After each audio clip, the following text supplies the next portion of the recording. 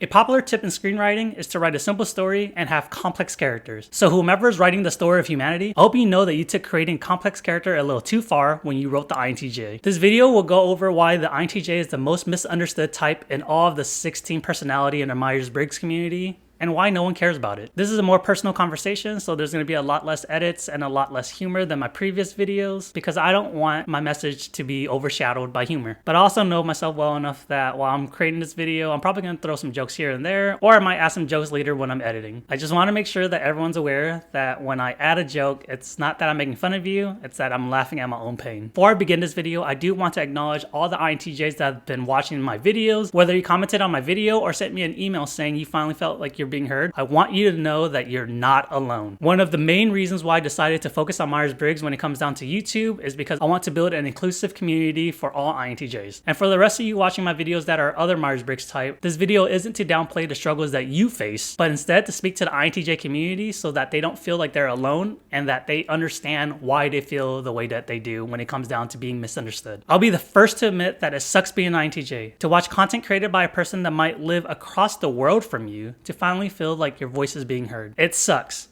It really, really does. And the reason why I put so much emphasis in saying why it sucks is because I can honestly say that I felt the exact same way when I was younger. When I was 11 years old, my family finally got a computer and I finally had access to the internet where I can finally search for people that are like-minded like myself. Because for you younger INTJs that are watching this video, we didn't have smartphones in the late 1900s. It sucks to feel that way and to have to search online in order to find a community that understands you, but it's also a very beautiful thing that honestly isn't a new concept. People have been communicating with each other through different mediums throughout the passage of time, whether it's through writing a book and reading literature, whether it's through art, or whether it's through creating music. YouTube just happens to be another platform for communication. So this is me using the medium that I have to let you INTJs know that you are not alone. And I hope you find solace in knowing that other people feel as misunderstood as you do. You're not alone, and there is nothing wrong with you. To set the stage for this video, I'm gonna tell you a short story from the life of John. And as with most stories with John, I'm going to talk about my family members because your family members are the first friends that you ever make. And it's a universal truth that your relationship with your family member is something that every single person can relate to. And before I continue this video, I do want to state that I love my family members to death. I will not hesitate to take a bullet for each and every one of them. Even though I'm telling a story that's putting them in a negative light,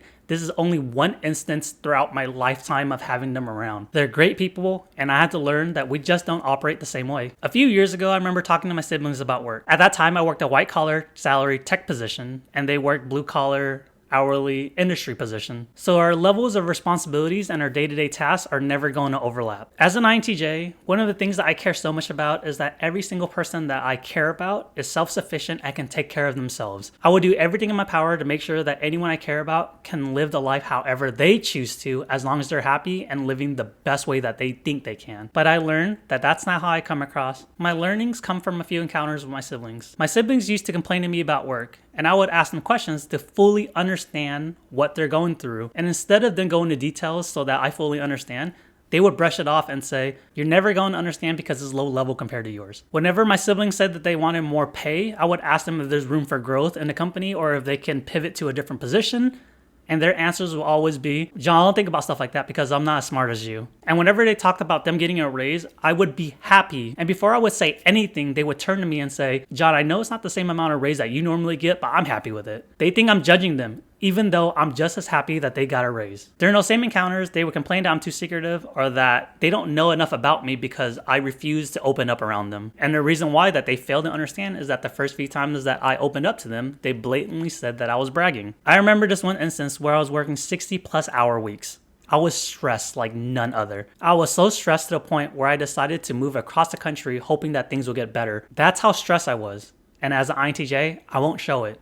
I internalize it. So the first few times I told them how stressed I was, they would downplay my stress at work, telling me that I should just accept the stress because of the level of income that I was making. So they brushed it off, laughing at my pain, disregarding my mental health. And no matter how many times I would try to explain it, they refused to acknowledge my pain. So I learned after a few encounters to just not try to connect with them. It's not worth my effort or my time. If you're an INTJ, I'm sure you can relate to my struggle. That regardless of what you say or do, you're going to be misinterpreted as saying or doing something else. As an INTJ, Our confidence is seen as arrogant or a threat. If we become passive, we're told that we're cold and unapproachable. When we want time alone, we're told that we're unfriendly or antisocial. When we speak our mind, we're told that we're too intimidating or too critical. When we decide to state a fact, we're told that we complain too much or that we're a Debbie Downer. And the most random one is that we're scary, which is weird because I think most INTJs are very friendly people. I think it might just be my RBF. I don't know. So after a few times of being misunderstood, we were taught not to open up anymore. Like, we get so tired of trying to explain ourselves to no avail. And what most people don't understand about INTJs is that it really does affect the INTJ, where we're taught to have identity crisis at a very young age. Because throughout our entire life, we were told that there was something wrong with us. And these assumptions aren't only made when we're being social, it's also in academia and in a workplace. Two other places that takes up so much of our time. We were taught to only engage the world using mama extroverted thinking, which gives off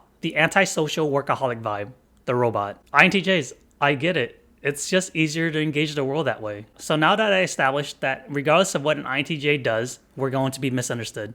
But how does that really affect an INTJ? Easy.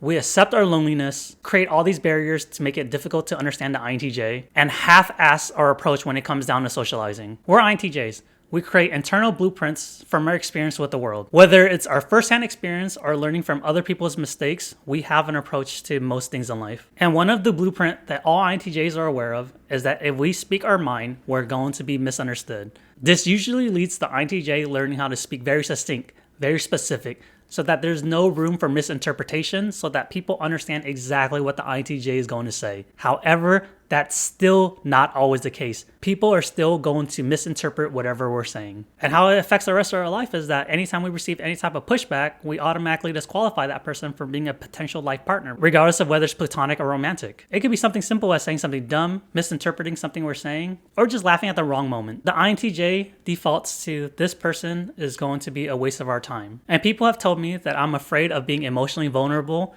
or I'm just being too judgmental when it comes down to other people. And what I'm saying as an INTJ is that we've been in that situation so many times that we see the same signs happening over and over again. And that situation usually doesn't work out positively for the INTJ. So once we see the pattern and all the signs, why should we try? I've also been told that with that mindset that I'm actively searching for something wrong with a person. And that is completely false. What I'm actually doing is actively listening. I don't meet people thinking I'm automatically better than them and searching for a flaw to support that claim. Any healthy INTJ will enter a conversation with a brand new person with a neutral mindset. They have to give me a reason to dislike them. But that doesn't mean we don't take in consideration all the known variables around them, such as if they're in college and they're in the Greek system, which tends to harbor a certain stereotypical person.